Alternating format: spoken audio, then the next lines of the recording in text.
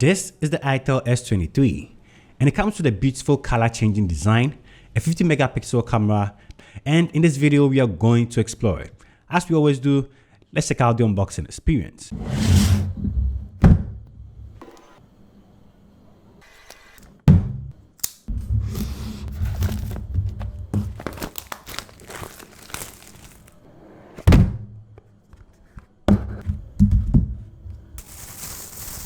Inside the box you get a hard case, a 10-watt charger, an earpiece,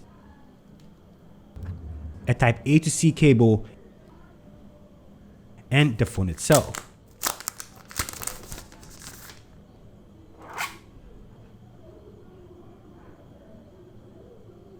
A very familiar unboxing for devices in this price category. Getting straight to it, at an entry-level price point, this phone comes with a design. The color changes anytime the sun hits it, which is a pretty cool feature to have. It also comes in black, but that doesn't have that effect. Also, it has a circular camera design at the back that houses the 50 megapixel main camera. It has a Type-C charging port at the bottom and also a headphone jack.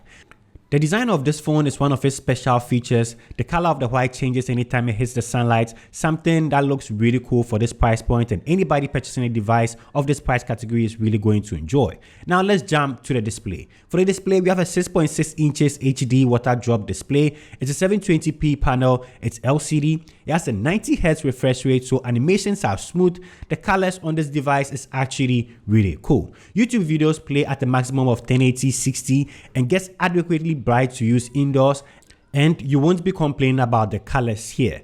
When it comes to performance though, you get a Unison T606 processor. It comes with Android 12, 4GB of RAM that can actually be taken up to 8GB due to virtual RAM, and get 128GB of storage. Scrolling on this device is smooth, and I think the 90 Hz does a really amazing job.